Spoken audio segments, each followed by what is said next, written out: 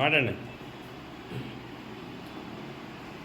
ఈరోజు గత పరిస్థితులు చూసుకుంటే భవన నిర్మాణ కార్యక్రమం కూడా చాలా దయనీయమైనటువంటి పరిస్థితిలో ఉన్నాం. ఈ నూతన ప్రభుత్వం వైఎస్ఆర్ ప్రభుత్వం వచ్చిన తర్వాత భవన నిర్మాణ కార్మికుల యొక్క హక్కులన్నీ కూడాను కాలరాసినటువంటి పరిస్థితి. నిర్మాణ కార్మికులే కాదు, మొత్తం కార్మిక వర్గాన్ని తొంగలో తొక్కేసినటువంటి పరిస్థితి. భవన నిర్మాణ కార్మికులు రాష్ట్ర వ్యాప్తంగా చూసుకుంటే కనీసం 25 లక్షల వరకు ఉన్నాం. కానీ మేము కష్టపడి సంపాదించినటువంటి ఒక చట్టాన్ని ఎన్నో రకాల పోరాటాలు చేసి కేంద్ర ప్రభుత్వం దగ్గర నుంచి ఒక సంక్షేమ చట్టాన్ని మేము సాధించుకోగలిగాం. ఆ సంక్షేమ చట్టాన్ని అమలు చేసినప్పటికీ 6 సంవత్సరాలు పట్టింది. అమలు చేసిన తర్వాత చంద్రబాబు నాయుడు గారి ప్రభుత్వం చేత కొన్నాళ్ళు దాన్ని 2 సంవత్సరాల వరకు మాకు సంక్షేమ పట్టడం ప్రతిఫలాన్ని అందుకోవడం లేదు. వైఎస్ఆర్ ప్రభుత్వం తర్వాత వచ్చిన తర్వాత ఆ చట్టాన్ని ఆపేసి ఆ చట్టంలో ఉన్నటువంటి డబ్బుని సుమారు 1250 కోట్ల రూపాయలని మా డబ్బు తీసుకెళ్ళి వేరేగా వారి ఖాతాలో వేసుకోవడం భవన నిర్మాణ కార్మికులకి పట్టడం నుంచి జరిగింది. అలాగే కరోనా కాలంలో భవన నిర్మాణ కార్మికులు చాలా ఇబ్బందులకు గురయ్యారు. అటప్పుడు కూడా కనీసం కొన్ని ఒక కార్మికు 10,000 రూపాయలు ఇవ్వమని మేము అభ్యర్థిస్తే ఆ 10,000 రూపాయలు వేస్తాం, మీరు అప్లికేషన్ పెట్టుకోండి లేబర్ ఆఫీస్కి అని చెప్పారు. కానీ ఆ 10,000 రూపాయలు కూడా మాకు ఇవ్వలేదు. మా డబ్బుని మా ఖజానాలో ఉంచలేదు. ఆ డబ్బు తీసుకెళ్ళి వాళ్ళ ఖజానాలో వేసుకున్నారు. ఇదంతా అన్యాయమో ఆలోచించారు. కార్మికుల యొక్క కష్టాలని చవి చూసినటువంటి ఏ ప్రభుత్వం కూడా ఈ సమాజంలో మనగడగలేదు ఇప్పటి వరకు కూడా.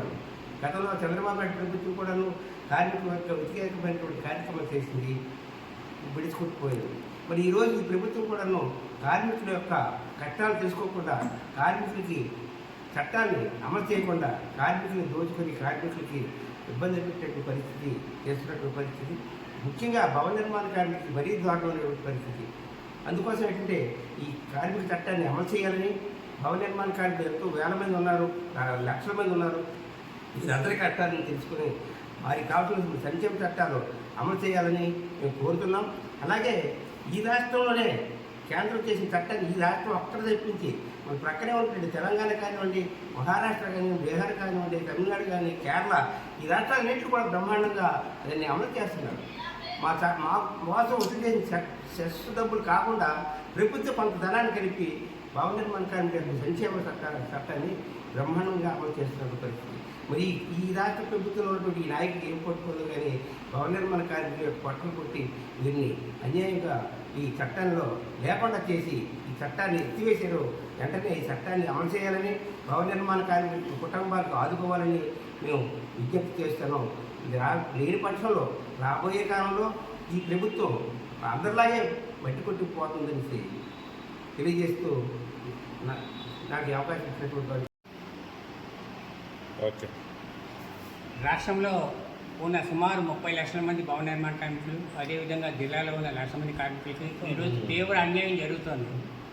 గత 4 సంవత్సరాలుగా సంక్షేమ చట్టం నుండి వచ్చే సంక్షేమ పథకాలు ఆపేశారు.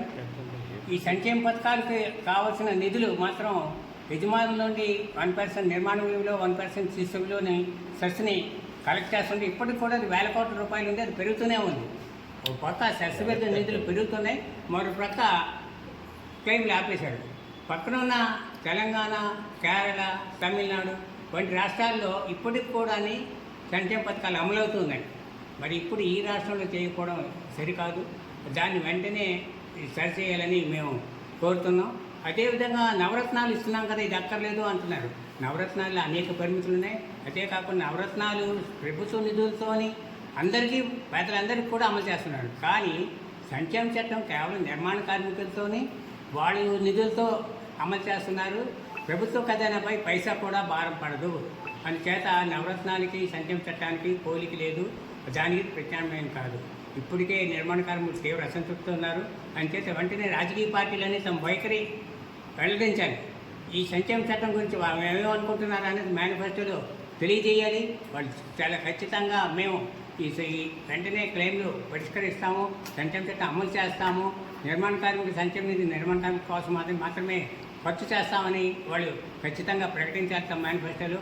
లేనిచో రానున్న ఎలక్షన్తో నిర్మాణ కార్మికులందరూ కూడా వాటికి వ్యతిరేకంగా పనిచేస్తారని తెలియజేస్తున్నాం. ఇప్పటికైనా సత్యాలను కోరుతున్నాం. మేము మారినామూర్తి గౌరవ అధ్యక్షులు, జిల్లా గౌరవ అధ్యక్షులు.